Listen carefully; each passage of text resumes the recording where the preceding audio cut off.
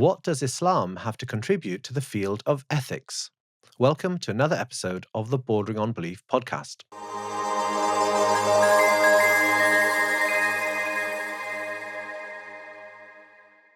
Today, I'm delighted to be joined by Dr. Ali-Reza Bhojani. He's Assistant Professor of Islamic Ethics at the University of Birmingham and a Research Fellow at Al-Mahdi Institute. His areas of specialization include Islamic law, ethics, and legal theory. Ali-Reza, thank you very much for joining us today. It's a pleasure to be here. Thank you for having me. Let's start off with this question.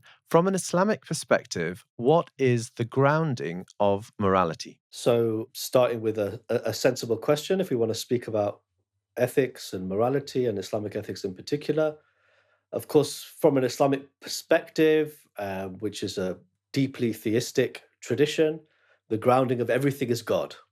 Okay. So, there's an assumption of the existence of God, God as creator. But within the creation of God, there are different views about the nature of ethics. So, in terms of the grounding of ethics, if we're thinking about this from a meta ethical point of view, then typically amongst Muslim theologians and philosophers, you have a range of views. Some would subscribe to the view that God defines morality through his scriptural commands. Yeah, others would argue that the very nature of existence, the very nature of God's creation, means that there are certain moral facts, there are certain principles or propositions of morality which can be understood independent of revelation, independent of Mhm. scripture, and that humans are able to understand basic moral propositions without scripture. So, if we're asking about the groundings of morality, from an Islamic point of view, the groundings of everything is God. But the meta-ethical questions for Muslim theologians are more often framed about how can we understand morality? So are moral Sure. propositions something which we can only understand through scripture, or are moral propositions something which we can understand independent of scripture? And for me, Sure. certain basic moral values can be understood independent of scripture through reason. Sure. Well, we'll definitely come into that topic in a bit of depth. But just going back to the statement you made that morality and all of the universe is grounded in God, can we probe a little bit deeper? Is it God's commands that grounds morality?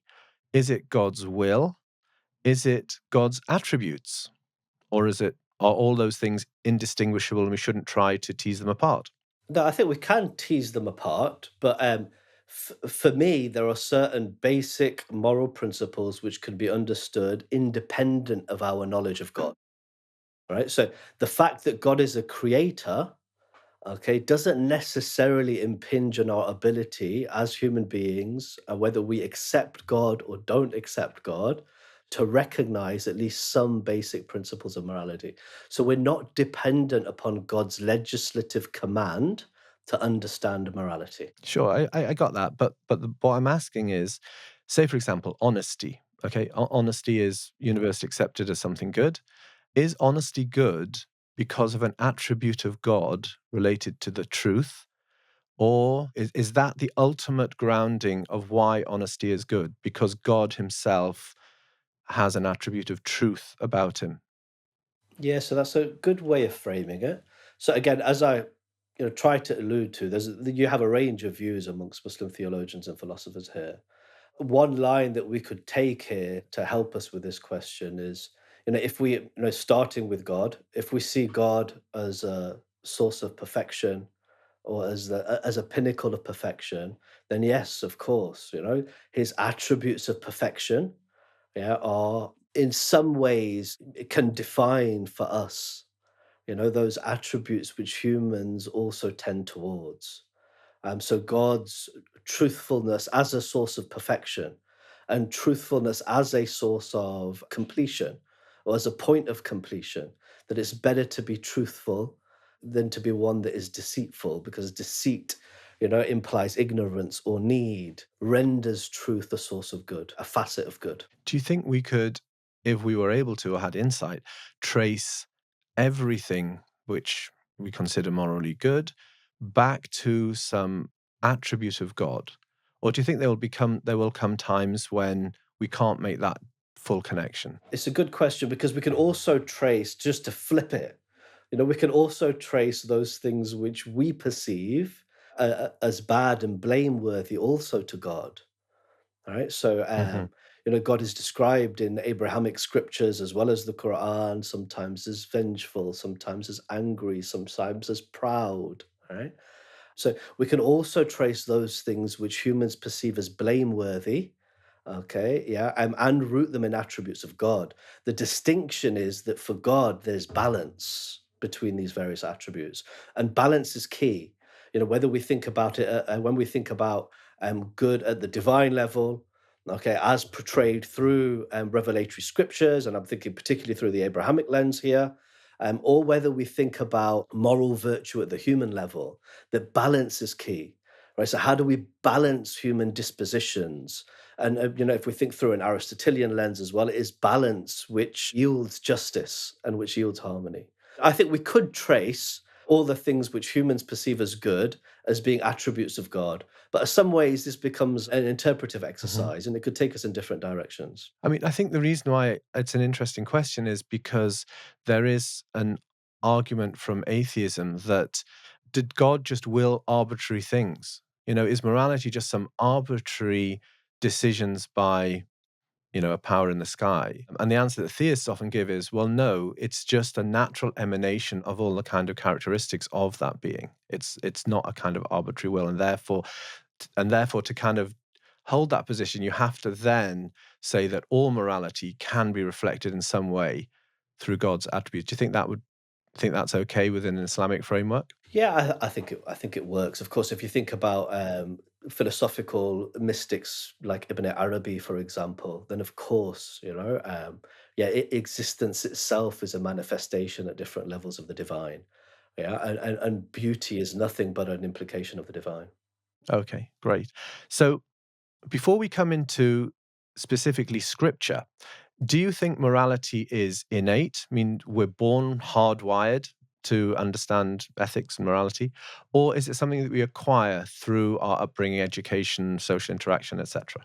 As I alluded to before, I think typically this type of question between is morality innate or is it acquired, has been treated by Islamic theologians and philosophers in terms of the epistemic question here, right? How can we understand that which is moral? And if we're thinking about morality here in terms of judgments of praiseworthy and blameworthy, can we understand that which is praiseworthy and that which is blameworthy, independent, of scripture, yeah, or only through scripture, right? But coming back to your question more directly, I think we have humans have an innate disposition, right, to recognize that which is praiseworthy and that which is blameworthy. But at the same time, we can't deny that our moral understanding is something which is acquired. All right. So details of morality are acquired. And morality is, our appreciation of praiseworthy and blame, is sometimes conventional. Okay. It's trained, is habituated. So I think we have an innate disposition to recognize that which is moral, okay, and that which is immoral. But we acquire detail around these moral propositions. Mm. And do you think if it is innate, or there's an innate component to it, do you think that innate disposition is universal? Or do you think there are some people in society who are born without it? No, so I think that innate disposition is universal. Yes. Mhm. So something like psychopathy or psychopaths, you think that's something which is maybe due to upbringing or things that happened in their life that there were God didn't make certain people with no moral compass. No, yeah, so for me, moral accountability and responsibility is relative to capacity, right? So Right. morality is universal, okay, and moral accountability is relative to capacity, all right? And that's a basic principle of justice, actually. All right. So, and when we think about people's different capacities, their moral responsibility is relative to that capacity. Yeah. So, physiological variation, okay, which might, impact one's abilities to recognize or develop a virtue, would yield one's responsibility to morality, yeah, also relative. So everyone has the kind of blueprint for morality inside them, but how able they are to access that due to their abilities, whether, educational learning, that then determines their kind of accountability or culpability even. Yeah. Absolutely. Okay. As you know, in Western ethics studies, they use various they break up ethics or have different approaches to ethics, such as deontological, virtue ethics, consequentialist ethics. It's quite a useful way to look at what exactly is going on here, at least from an academic point of view. Do you see any virtue in those kind of categories? And do they map to anything in an Islamic understanding of ethics? And maybe you could just explain them as well. Sure, sure. So, these different ethical theories, which we talk about in ethics, deontological, if you like, widely, duty-based or or ruley ethics. We can think about virtue ethics, where the focus of our ethical discourse is the agent rather than the action. In deontological ethics, we're thinking about the regulations of actions, yeah, and duties regarding actions. In virtue ethics, we're thinking about the agent. Consequentialist ethics are thinking about the results of our actions and how this informs our, ethical appraisal of actions. So we've got a variety of ethical systems. So does this language, deontological, virtue, consequentialist, is this useful for us to understand Islamic ethics? Yes, absolutely. Okay, I think that there are deontological aspects to Islamic ethics. There are virtue aspects to Islamic ethics, and there are consequentialist aspects to virtue ethics. Um, where they are less helpful in much contemporary philosophical discussions around ethics is often things like deontological systems and virtue systems are seen as opposed. Right, so either Hmm. you're a deontologist, yeah, or you're a virtue ethicist. Actually, in the Islamic traditions, these are typically seen as layered. So, of course, you have a very strong deontological like ethical discourse. If you think about Islam's jurisprudential traditions, is concerned with the regulations of actions. This is permissible, that is prohibited, this is encouraged, and this is discouraged. And very rich jurisprudential discourse about the regulation of actions. But at the same time, you have a variety of very rich discussions of virtue ethics, whether that's the philosophical virtue ethics of the philosophers like Ibn Miskawayh and those who followed him, Nasiruddin Tusi, so on and so forth, yeah, or whether it's the Sufi ethics, which are again are agent focused about manifestations of God's beautiful characters in the way that we, in some ways, started with. So I think in Islamic ethics you have a strong deontological discourse, and you have a strong virtue discourse. Within the deontological discourse, consequences also matter. So you have a variety of rule-based theories, and you have a variety of virtue-based theories. But across the board, and these things are typically layered for Islamic ethicists, right? So yeah, there's a presumption that we may need rules to help us bring balance to society, just as like we need rules to help bring balance within the self for the manifestation of virtue. And rules become important for habituation, which can yield virtue and which can help us develop, beautiful characters. And of course, society at large doesn't always seek to pursue virtue. So there's a place for rules, which can be a grounds for the development of virtues. Do you think that the fact that Islam and other religions, which maybe Christianity as well, where there's a central person, which is core to the religion, which is almost like a kind of paragon of virtue, really brings a lot of energy to the kind of virtue ethics side of things? I mean, you could have the Quran. You could imagine a situation where you had the Quran with all its rules and laws and things without knowing about the virtuous life of the Prophet Muhammad. There'd be a lot missing, right? So is that something that's kind of special about an Islamic framework of ethics, that you have a kind of paradigm of virtue in a man there? So I don't know whether it's distinctive of Islam. So the idea of ethical exemplars being important for ethical thinking is not unique to Islam, for sure. And Also, when we think of the Quran, it's quite easy for us, or it's quite often seen as a ruly discourse. But I think even the jurists acknowledge that there's only something like, a 500 or 15,000 verses which are relevant to the regulation of actions directly.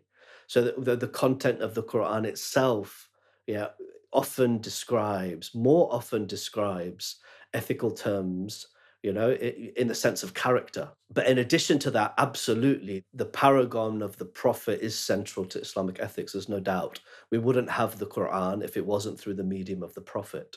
Yeah, and the Quran uses the example of the Prophet and his sublime character, as it's referred to in the Quran, as a means to the wider teachings of Islam, in the Quranic example, as a beautiful model.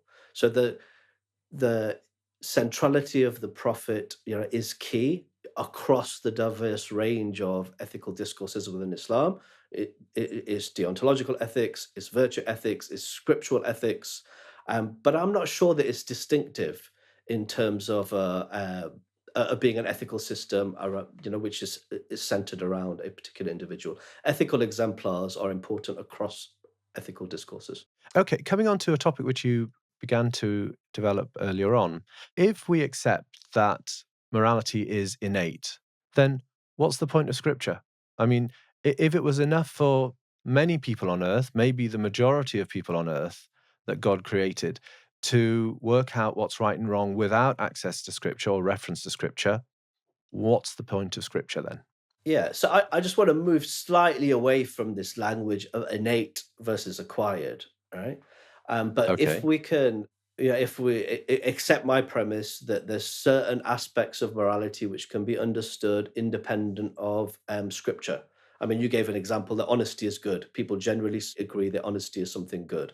Yeah, or maybe even more foundational, that justice is good, right? Or justice is praiseworthy and oppression is blameworthy. All right? People might disagree about what constitutes justice or what constitutes oppression, but we've got wide intersubjective agreement that justice is praiseworthy and oppression is blameworthy, right? So if we can come to these types of judgments, and we can, without relying upon revelation, without relying on the prophet, in a Muslim case, the Prophet Muhammad, despite his importance, which we've just talked about, okay, and why do we need the prophet, okay, or prophets more generally?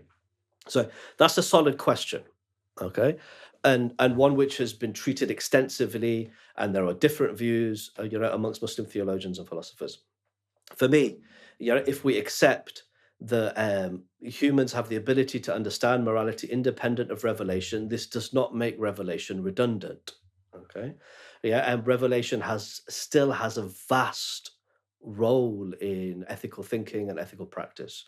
Revelation or scripture can just because we have the ability to understand morality doesn't mean that we always do. And even if we do understand that which is moral, it doesn't mean that humans always act in accordance with that understanding. All right.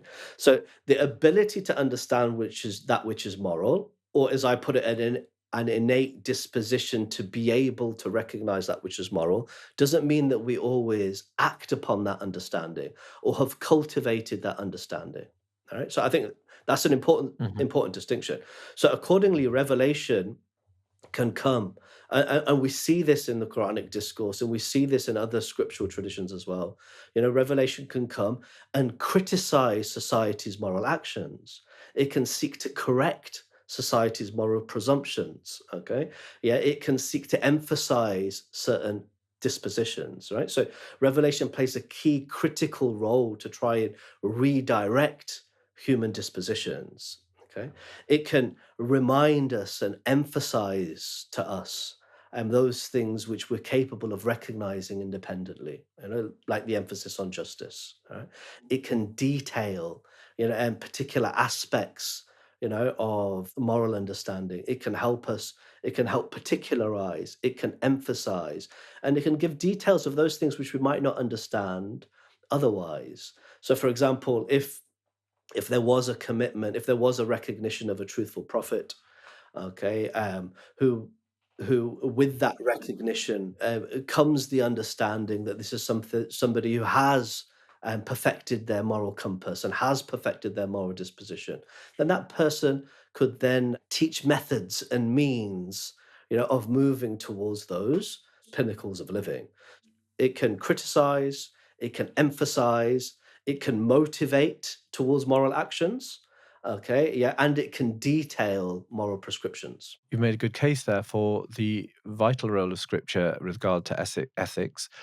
But then the question now becomes the other way around. Well, if it's so useful and so valuable, why is Scripture so limited in terms of who accessed it? I mean, why didn't we all get an installment of Scripture when we were born? Why did God make a system where maybe the majority of people on earth have never been had access to all those benefits of Scripture that you've just talked about?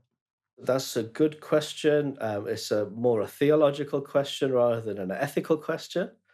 Um, Agreed. Yeah. so from a theological perspective, so the Quran claims that every community has received a messenger. All right. Okay, so that there has been some intervention by God for every society and every people. Yeah. Yeah, I would go back to supplement that with my earlier comment that our accountability is also relative. Okay, not just to our capacities, but also to the information which informs our capacity, right? Um, so Hmm. yeah, there's a presumption in the Quran that every community has received a message, okay, or has received a messenger. Okay, our responsibility to that message is proportional to our access to it. All right, um, and thirdly, I would add there are again amongst certain rationalist trends of Islamic ethics, this sense that actually that messenger which humans have received is not only an outer messenger, it is also an inner messenger, which comes back to this innate disposition, okay, or this human ability to understand which is moral, yeah, and that which is immoral, and we have a shared accountability of those things which we are capable of understanding. Okay. I mean, we could go and carry on going down that line for a long way, but we'll keep the conversation moving. Now, you've explained how Scripture has these vital roles, but do the commandments or the ethical commandments of Scripture apply universally, or do they apply only to the recipients of Scripture? Yeah, so this is again a good question and a question which Islamic legal theorists have engaged with extensively. Um, so I think there are aspects of the Quran which were explicitly intended to be universal. Okay, yeah, a basic call to justice. That critique of social practices.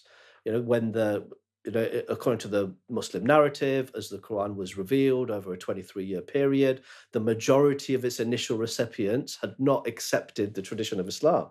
All right, so you had a message which Mm. Muhammad was preaching, predominantly to non-Muslims, and overridingly, yeah, a message about an acceptance of God, and a life to come, which is very much intertwined with, yeah, Islamic visions of accountability and moral responsibility, yeah, and to reform people's way of living. So we can see explicitly the Quran was addressing non-Muslims in much of its discourse. Okay, so there are certain teachings which are obviously universal. In the Quran, this call to justice, this call to beauty, this call to compassion, to care for one's elderly parents, to take responsibility of orphans, to take our trusts and responsibility seriously. And so these types of things are obviously universal. Uh, Alongside that, I think there are some particular teachings, yeah, of the Quran, which one becomes obliged to only once one has accepted that this messenger is true and committed to following a particular way of life. So I think there are universal aspects to the Quran and there are particular aspects to the Quran. Some of those universal aspects that speak to humanity at large, and some of the particular demands, recommendations, if you like, yeah, are particular to those who have accepted, yeah, the veracity of that call. Okay, we'll come into that in a little bit more detail in a second. But historically, how did Muslim rulers or governments or empires apply that on the ground? Did they apply the laws of the Quran on everyone in society, or only those who defined themselves as Muslims? Historically, I mean, obviously, history is wide and it's hard to make sweeping statements. But typically, non-Muslims were not seen as responsible to the detailed rules of Sharia.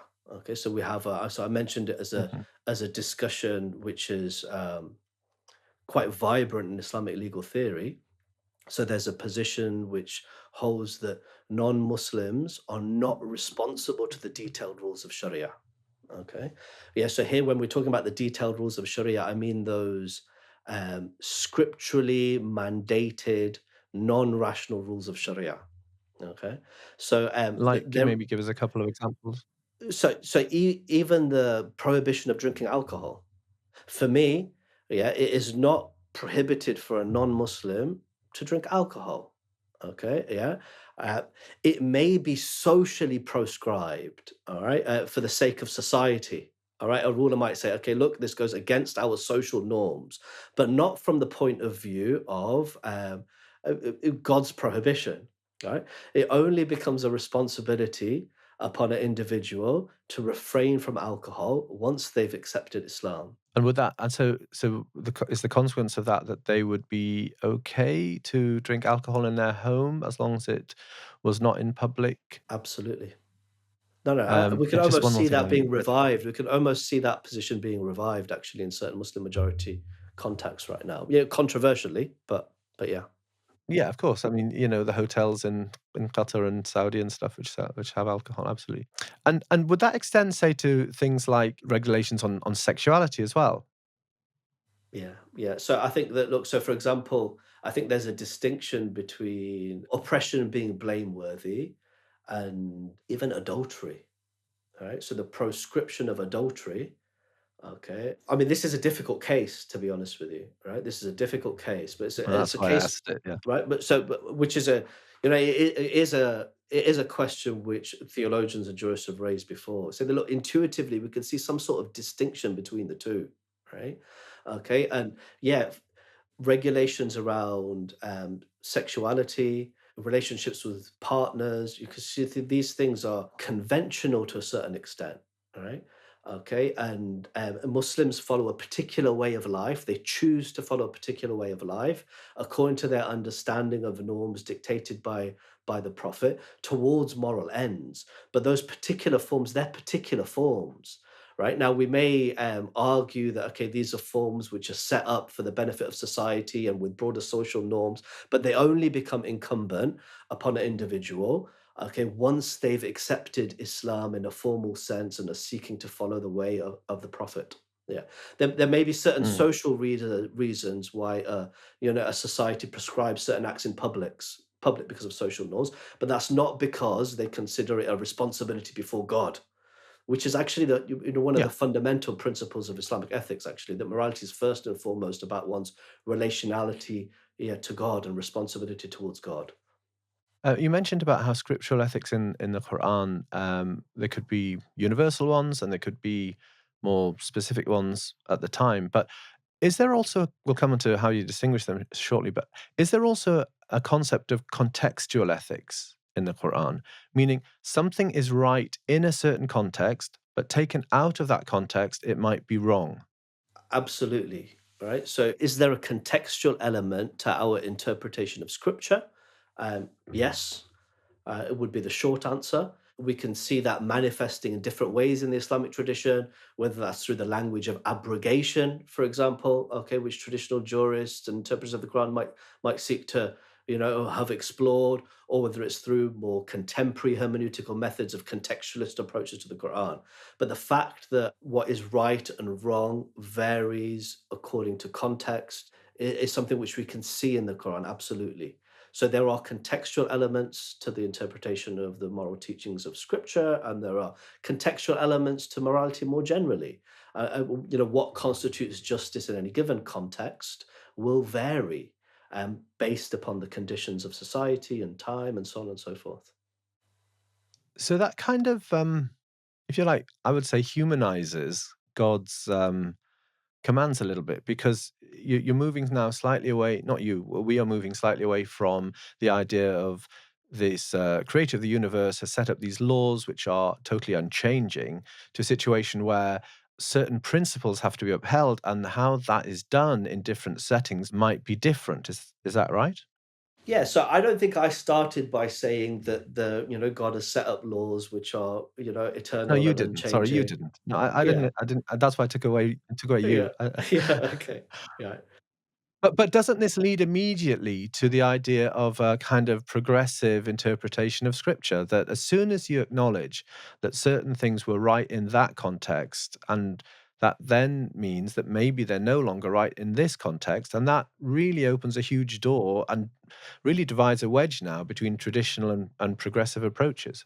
Yeah, I'm not sure. I'm not sure. I think that the contextual approaches to the Quran, we can see them throughout what people call traditional approaches to the Quran and jurisprudence as well. Yeah, there is no doubt that progressive engagements with the Quran and the Islamic tradition are emphasizing contextual approaches to Scripture.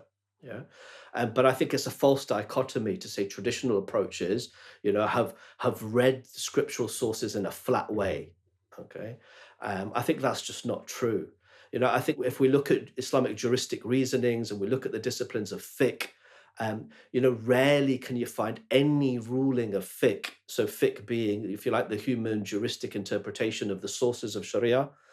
So if we're thinking about Islam's deontological ethics, we're typically thinking about its juristic discourses, its legal theory, and what people refer to as Islamic law. So within the systems of reasonings through which jurists are inferring Islamic law, rarely do you find any ruling of Sharia which is categorical.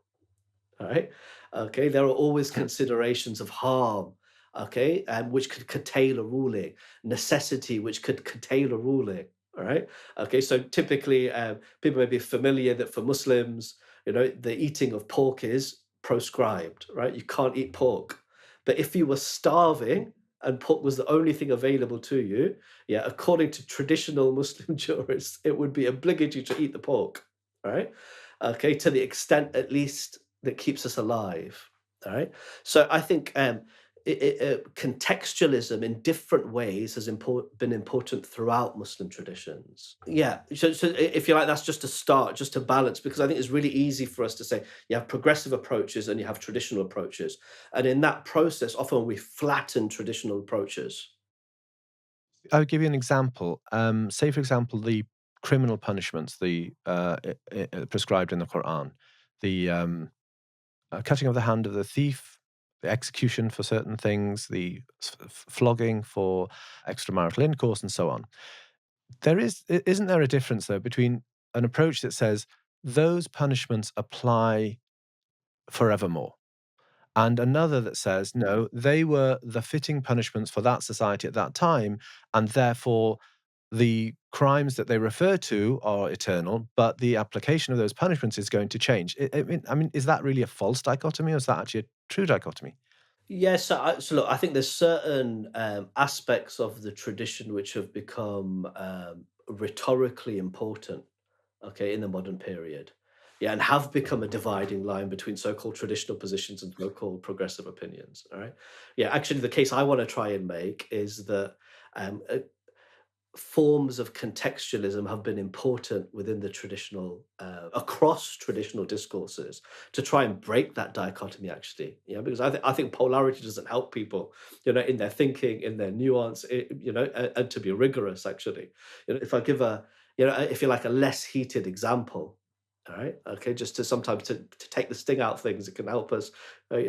Sometimes it can help us look at things more clearly. Right. So in chapter 24 of the Quran, in verse 58, there's a discussion on times of privacy. Okay. Yeah. So there's a discussion on times of privacy as to when a group of people, including children, okay, when they should seek permission to enter one's private quarters. All right. So the The Quran isn't parents' quite private being quarter. the parents' private quarters. It's not being quite explicit here, yeah, but it seems like it's talking about spouses. Okay, when can a child, yeah, who is not yet sexually aware, okay, yeah, and they're typically coming in and out of their rooms, when they should be encouraged to knock before coming in or seeking permission before coming in.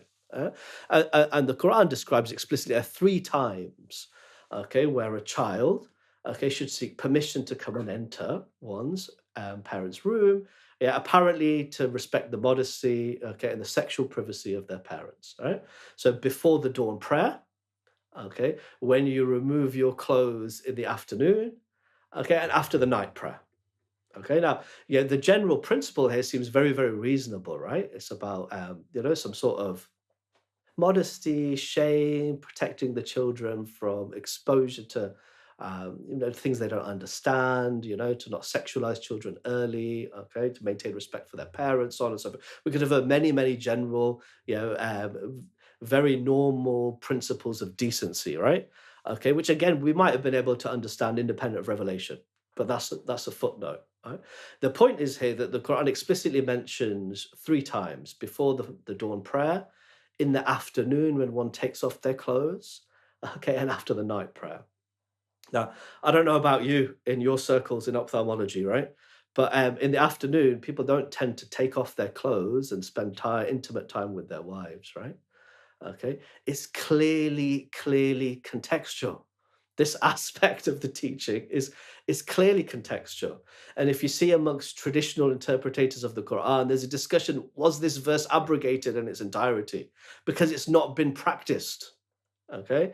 Yeah, even very early on in the Muslim experience, lifestyles changed, and in at the time of revelation, okay, yeah, in Meccan and Medinan societies, people would have some private time in the heat of the afternoon and spend time away, enjoying privacy with their spouses, right?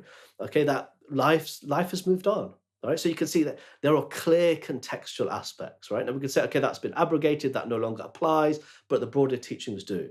So, as a hermeneutical principle, I think contextualism, yeah, is something which Muslim jurists, traditional and progressive, have used consistently. What they are applying those contextual hermeneutics to differs.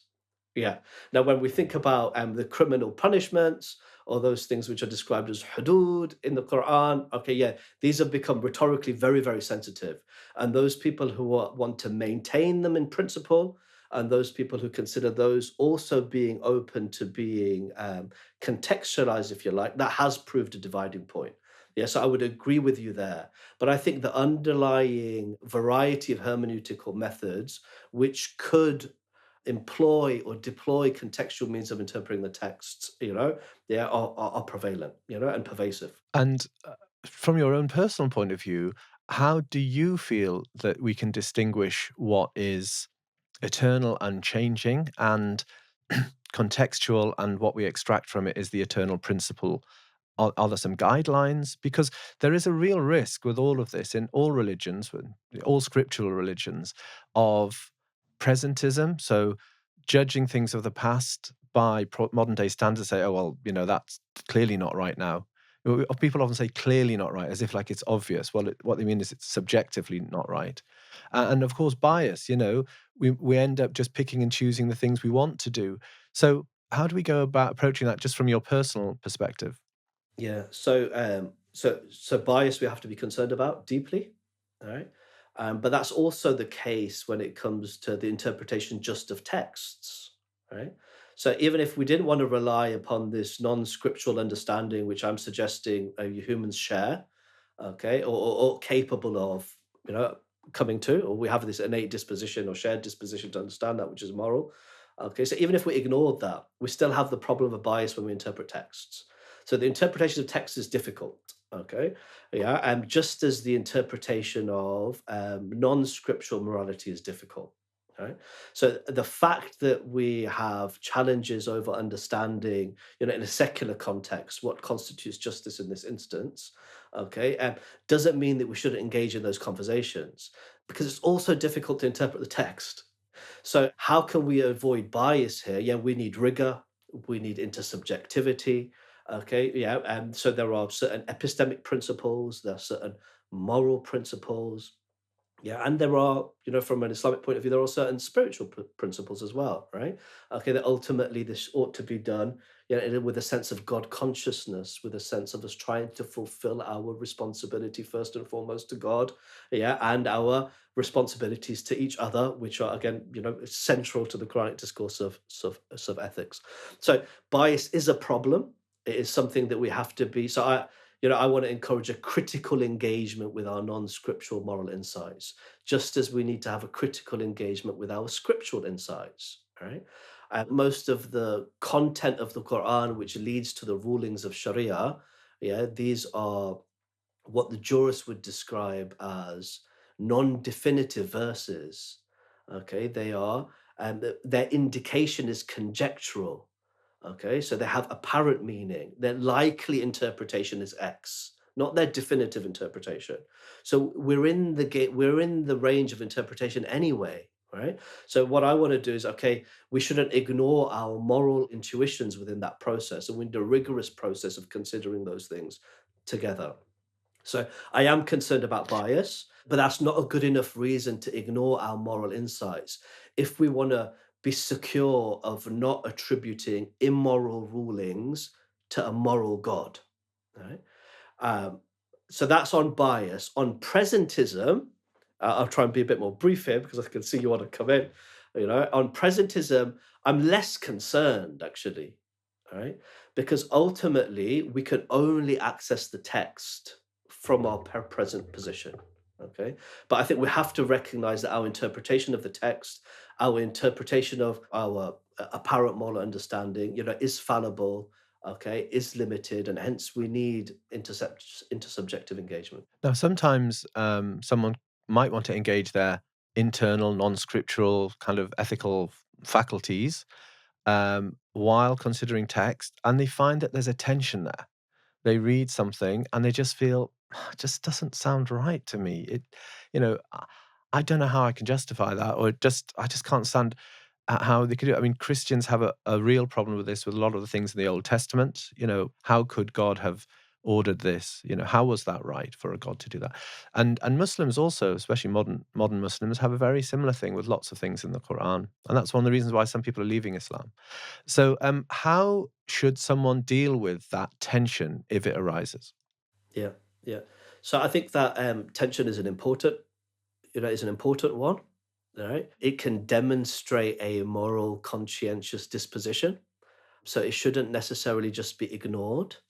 Okay. And it can be critically engaged with, right? Just as the scripture in front of you can be critically engaged with, that sense can be critically engaged with, right? Okay, so and we can conscientiously pause on our interpretation of scripture, right? And actually, you can see this in the Quran in a narrative about the Prophet Moses.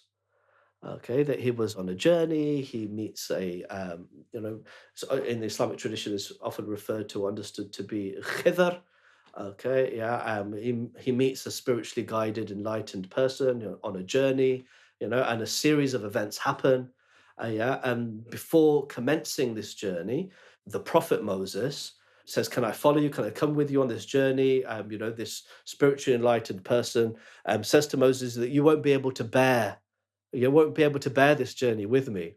So Moses says, "No, no, no, I'll come. I'll come with you. I'll follow. I'll follow what you ask me to do."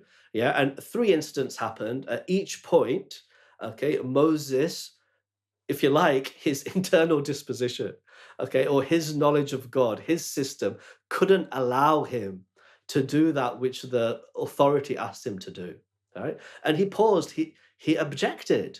Right, so the fact that when we're reading scripture, okay, that there are points of pause for us, that something doesn't make sense, that could be a good sign, right? On a practical level, yeah, I would say that at that point should be an impetus for us to explore further.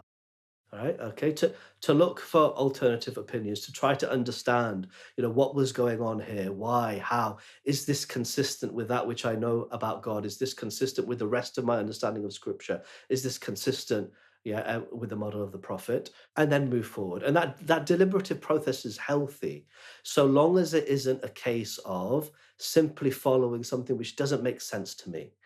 Okay, yeah, and if you like, I think there's a distinction between following one's whims, as the Quran might describe it, or one's base desires, yeah, and having a critical, conscientious, moral pause, when we read particular injunctions which are apparently given to us by Scripture. Okay, let's widen the discussion a little bit now. What do you think of the concept of the moral progress of humanity at large? Is that something that you recognize, that humanity at large is on this ongoing journey of moral progress? And if so, how is scripture relevant to that now in this kind of post-scriptural age, or an age at least where there's no new scriptures? That's a difficult question. I'm not resolved on it. I mean, when we look at certain levels, we can see moral progress in human society, right? So there's certain things now which we commonly agree are blameworthy in cases of oppression, which it seems societies not so long ago, didn't agree with or hadn't fully recognised. Whether that's to do with women's rights or the way we treat children, so on and so forth. On the flip side, we see certain serious moral problems in society which are just as rampant as they were at the time of Revelation. Our materialism, our desire for power and fame and wealth, which, frankly speaking, is tearing apart our international system. As we speak, and these things are rampant. I'm not sure about the moral progress. I think we can see certain arcs which are obviously improving. At the same time, we see certain things, certain features of humans, in particular our disposition you know, towards materiality. I am tapping the table there, sorry. Okay, we can see the human disposition towards accumulation of wealth, um, commoditization of success, our obsession with the here and now. Yeah, these things seem to be perennial, and these things seem to be core teachings of religious scriptures. One of the core concerns of religious scriptures to challenge, that there's more to life than the accumulation of wealth and power and fame, yeah, and that, Mm. life is an opportunity to do something more. One of the biggest achievements of the proponents of humans' moral progress is the abolition of the slave trade. Does it trouble you as a believer that that was not done by Muslims? Honestly speaking, it doesn't trouble me. Maybe it should, but it doesn't trouble me, no. So that's a really important point, though. So, and this is leads on to the next question, that in discussions of morality, which are interfaith or between people of faith and non-faith, do people of Scripture actually have much to contribute?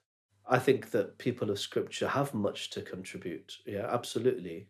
So I think people of scripture constitute the majority of human beings on this planet, actually. All right, if we consider Christians and Muslims together, I mean, the people of scripture, the way we engage with scripture may be different. All right, so if we're thinking about human morality generally, it is informed directly or indirectly, okay, by scripture still. Even though we live in a world where God is not forefront of people's minds or of people's discourses. So we have a demographic importance, okay, to the relevance of scripture. Right?